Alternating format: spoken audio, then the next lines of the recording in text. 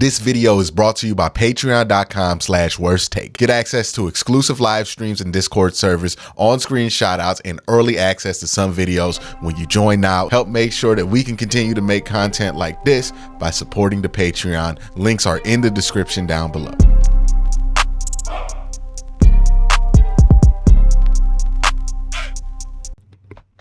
I did a video last week where I talked about how there was an opportunity being created in AFC North that's unique for the Cleveland Browns, because for years the Browns have been rebuilding while other teams have been taking advantage of whatever window they built up to.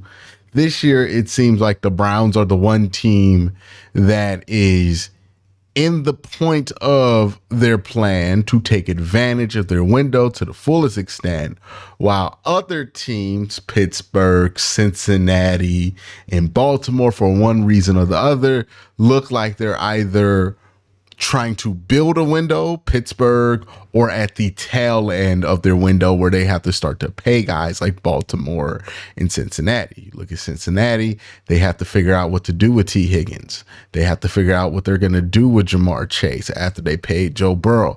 They have to figure out what they're going to do with some of these defensive pieces. Is Trey Hendrickson going to get an extension? Are they going to have to replace him in the draft? Right? They have all of these questions to answer about their core because, you know, your windows are meant to last for maybe 2 or 3 years. And after that, you kind of got to reload into another window, right? Same thing goes for Baltimore, as we see that they lost a lot of guys on the defensive side.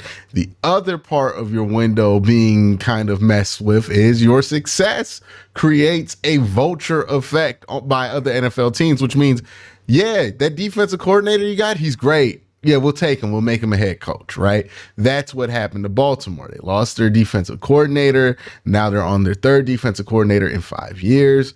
And who knows if that guy's going to be able to work with what they have as well as the last guy. Also, you're losing some pieces on the defensive side of football as far as personnel goes. Pat Queen, that could be a huge loss. He was one of the best playmakers on that Ravens defense. Now, just because I have these criticisms of those AFC North teams does not mean that I think that they are void of talent. And that's what this video is going to be about.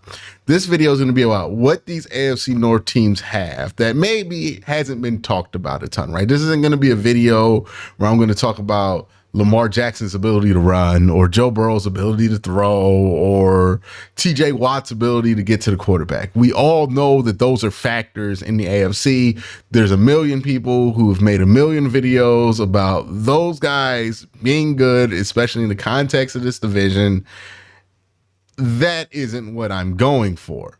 What I'm going for are things that are a little bit more under the radar, more under discussed, that are still very important things to talk about when it comes to the dynamic of this division and what it's going to look like in 2024 and kind of specific to that. So let's start with Pittsburgh. Pittsburgh has talked a lot about the quarterback position, a lot about Justin Fields and Russell Wilson. I don't think those are the two most important names at all on the Steelers offense. The two most important names on the Steelers offense is going to be George Pickens. It's going to be Jaylen Warren. And the question is, will they treat these guys as the blue chip players that I think that they could become? George Pickens, everybody knows he's a very talented player. Everybody knows that he has tremendous upside. But when it comes to Pittsburgh utilizing him, when it comes to Pittsburgh treating him as a player that has that upside, it just hasn't happened. Similarly, with Jaylen Warren, a lot of people who watch this closely think that Jaylen Warren is by far the best back on Pittsburgh's roster. But yet it feels like Pittsburgh tries to make Najee Harris still happen. They try to make other running backs still happen and not necessarily Jaylen Warren. I think the story of Pittsburgh's offense is going to be heavily reliant on how they use Jaylen Warren and how they use George Pickens. Those are the two best players on that offense. Those are the two most useful players. We'll see what happens with a guy like Pat Freiermuth, but we have seen their offensive coordinator, their new offensive coordinator, Arthur Smith's movies. He's not going to use the tight end, so like there's no point in being shocked by that. But Jaylen Warren and George Pickens, how he uses those guys and how effectively they use those guys will be the most important. When it comes to Pittsburgh's defense, again, a lot of press goes to Cam Hayward, deservingly so, and TJ Watt, deservingly so. Those are two excellent players. But the player that really sets the tone for everything that Pittsburgh wants to do, and the player that, if this guy is playing at a high level, changes how good or how high the ceiling is for the Pittsburgh Steelers, is Minkah Fitzpatrick. For many years, you can tell the story of Pittsburgh's defense and what kind of year it's going to be for their defense based on how their fans talk about how they're using Minkah Fitzpatrick, right? If they're talking about Minkah being able to fly around, be a free safety, be a playmaker, Pittsburgh's going to have one of the top 7 defenses in the NFL. If they're talking about Minkah Fitzpatrick having to play slot, having to make up for other positions, not being very strong, having to play more corner than safety, then you know that it's going to be a year where Pittsburgh's going to be pretty up and down on the defensive end. There will be games where the defensive line just flat out dominates, but there will also be moments where Minkah Fitzpatrick and not being able to use Minkah Fitzpatrick properly starts to show its head and really affect the level of coverage that you get from that Pittsburgh Steelers defense. A lot of what goes on with Pittsburgh relates to how they use Minkah Fitzpatrick. It seems like that's the one thing that puts them over the top. When they've had elite defenses, it's been because Minkah's been one of the best players on those defenses. When the defenses have been a little underperforming for Pittsburgh, you can draw a straight line of Minkah Fitzpatrick doing stuff that they don't love him doing because the personnel was not great there. Now, will this be a situation that pops up?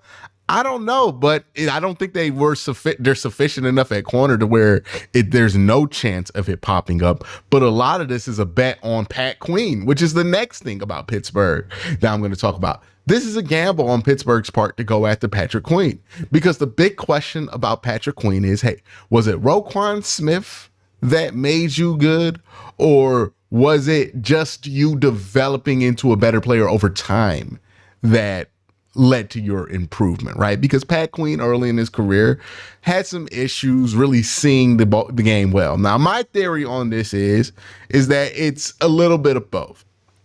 Roquan Smith, while I will stand on it, I do think he's overrated. Like, people talk about him as the best linebacker in the NFL. I don't think he's close to Fred Warner in that conversation. But what Roquan Smith is one of the best security blankets in football, right? You don't have to worry about missing on a gamble or missing when you go with your instinct, because you have Roquan Smith back there and he's going to clean up any mess that you make downfield. Roquan isn't necessarily the playmaker people make him out to be, but he's the best mop in all of football. That's what kind of the role that Roquan plays. The question is, for Pittsburgh, do you have a mop, right? And this is a question I have with Cleveland, right? With JOK, somebody who likes to trigger downhill a lot.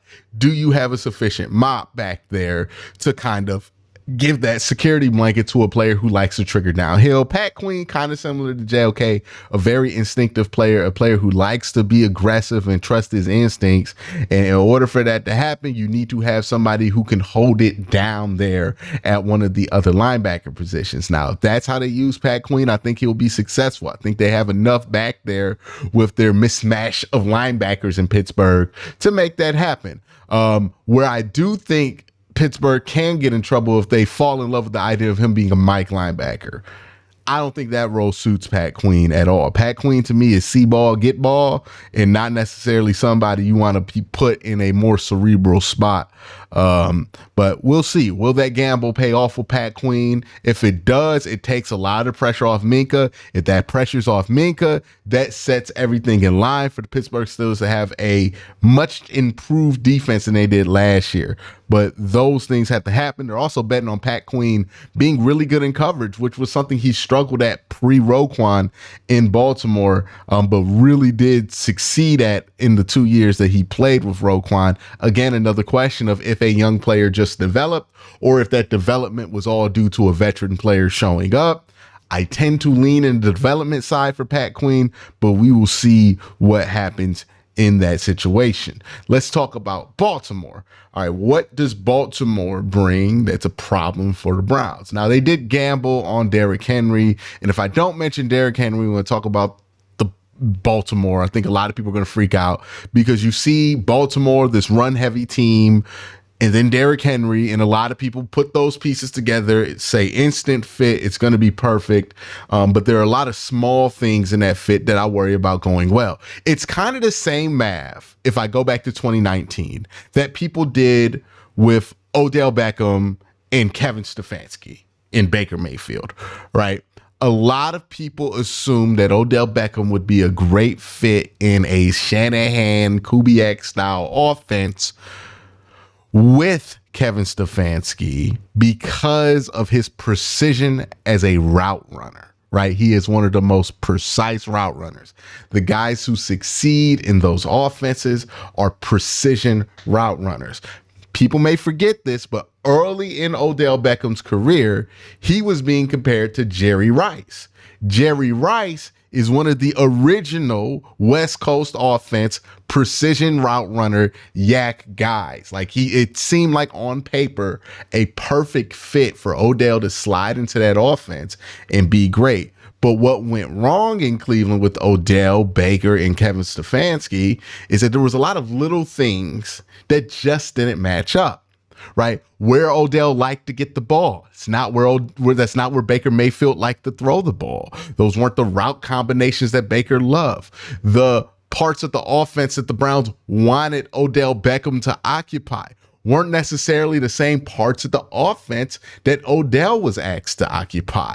Like just small stuff, the depth of the route that they wanted Odell to run. All of these little things, they added up into big problems over time for Odell Beckham and the Cleveland Browns and Baker Mayfield and Kevin Stefanski to the point where you just didn't have something that ever felt like it clicked. I think something similar could happen with Derrick Henry. Yes, when you look at this broad strokes on paper, Derrick Henry, all he's going to be asked to do is do what Gus Edwards was doing. And who is Gus Edwards, right? He's a lesser version of Derrick Henry. If you're looking from 10,000 feet out, it seems obvious. Oh, look at that run game that Baltimore has. Look at the pressure that Lamar Jackson puts on a defense in the run game. And then Derrick Henry. Match made in heaven. And from a certain point of view, I understand how people get there, but they're just these small things that keep popping up when I think about that fit that make me wonder if this is going to work out how everybody thinks it's going to work out, right? With Derrick Henry, he's somebody who likes to get the ball outside zone, likes to get the ball out of single back, likes to get the ball in obvious rundown situations, likes to get the ball going towards the edge downfield between the tackle and the tight end wide. That's not how the Ravens have run the football. The Ravens have run the football in a stacked pistol formation. Also with Derrick Henry, he has not really demonstrated himself throughout his career to be the most versatile running back to exist. Like the thing with Derrick Henry is he struggled early in his career because he wasn't being used correctly. When you do use him in a specific way, he is super effective.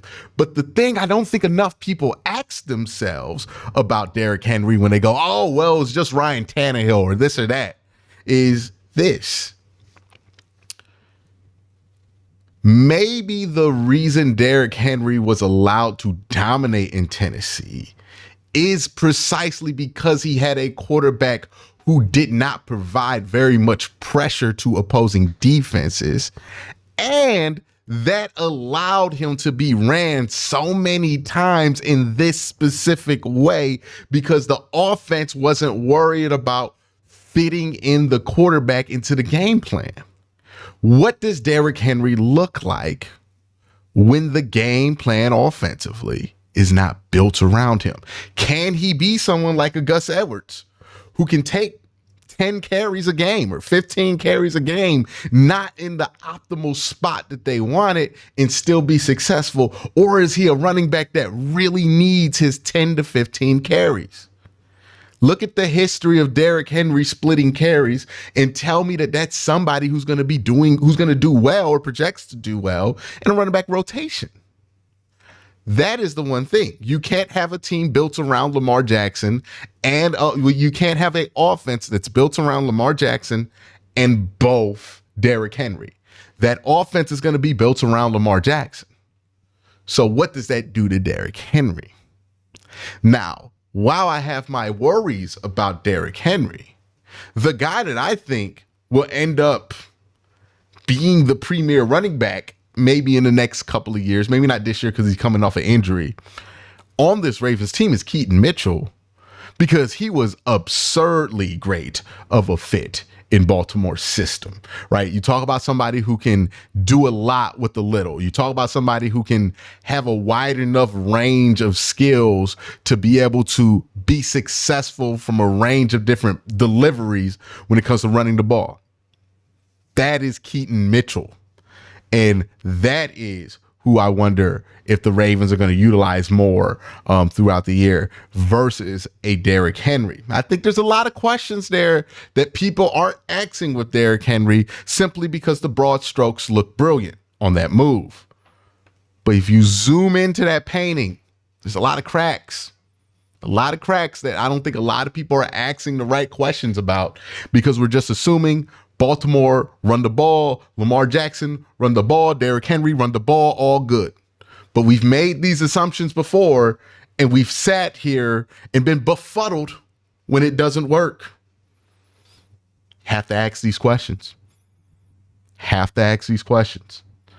Lamar Jackson. Now, one thing you don't have to ask a question about is Lamar Jackson in year 2 of the Todd Monken offense. While people have made fun or dunked on Lamar Jackson for losing in the playoffs yet again, and that being a serious concern about his long-term future. When it comes to the 2 games he's going to play against the Browns guaranteed in the regular season, let's face it, Lamar Jackson was good enough in year 1 of that Todd Monken offense to win MVP. What is he going to look like in year 2? This might be a situation where the Ravens on paper are a worse team, but Lamar Jackson plays so good in the regular season, it just does not matter.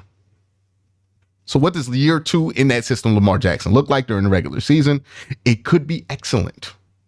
I mean, people like this is the most ragged on, dogged 2-time MVP I've ever seen in my life. And look, I get the playoff criticisms of Lamar Jackson, but people acting like he's not guaranteed for regular season success is silly.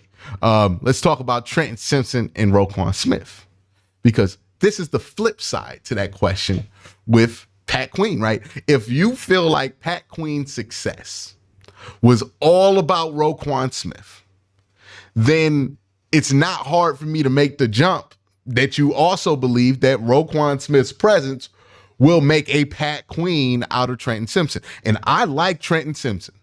Trenton Simpson was a very intriguing prospect when he came out, very good athlete, another kind of JOK type where he's a smaller linebacker but instinctive, almost looks like a safety out there, but he's that new age kind of cover linebacker that they love. Is that I think Trenton Simpson is good, and like regardless of if he's next to Roquan Smith or not, I think he's going to be good. But we all know the credit is going to go to Roquan Smith for any success that he has next to him, especially if like Pat Queen does not play well in Baltimore. But how's that going to work? It's going to be a young player replacing a very pivotal role. And like, will this change how they use some of their other playmakers on defense? Kyle Hamilton has been one of the more interesting players in the NFL and how the Ravens use him. I think he's one of the Ravens' like best weapons on their defense.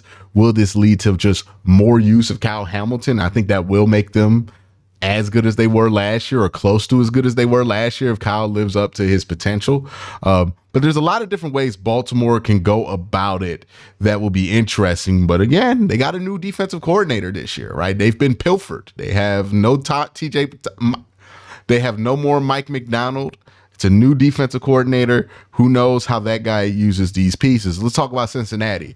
And I think Cincinnati and Cleveland have had probably the 2 most boring off seasons all year, it probably goes to Cleveland. Cleveland's had a more boring offseason than Cincinnati because Cincinnati at least has had the whole contract stuff to argue about.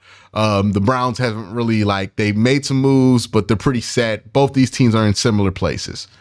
The question with Cincinnati is this defense going to be better? I talk about this misconception all the time. People like to equate Cincinnati's success to tremendous offense. I don't believe that is true. I think Cincinnati's offense is proficient, but it's not the reason that they've had success. I think the reason behind the success of the Cincinnati Bengals is it goes to their back-to-back conference championship performances that they had in 2021 and 2022. It's on the defense. It's on the strength of that defense. The Bengals offense has been pretty inconsistent. If you listen to Bengal fans or people who cover the Bengals talk about them or just watch the Bengals, you would notice this about them. There's a lot of times where that offense is hot and cold. But what has always carried the Cincinnati Bengals through is their defensive performance. What made the wheels kind of fall off, and look, we're talking about a team that I believe they got last place, but they weren't a disaster. They were over 500 despite losing their quarterback. So don't take this too much to heart, Cincinnati fans, that I'm saying this. But what made the wheels kind of fall off for Cincinnati even before Joe Burrow got hurt, because the record wasn't the greatest at the beginning of the season last year while Joe was working off of that calf injury, it was the fact that the defense was not good, right? They were giving up a lot of big plays. Their safety play just wasn't up there. Their secondary play wasn't up there. Their linebacker play was having an uncharacteristic down year. They could not stop the run, to save their life in Cincinnati. And that, on top of not having Joe Burrow, just was everything that they could not have happen. The question is, did they make enough moves in the offseason to improve that defense? A lot of people are going to focus on the offensive line with Cincinnati, but I feel like we've fallen into this trap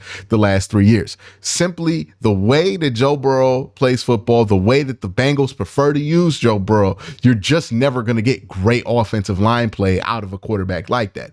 I comp it very similar to what I talked about with Deshaun Watson even before he got traded to Cleveland, where the way Deshaun Watson plays just kind of invites your offensive line to not look as good as they actually are, right? I think a lot of Deshaun Watson's offensive lines pre-Browns weren't as bad as what people made them out to be, especially the later ones that he had in Houston.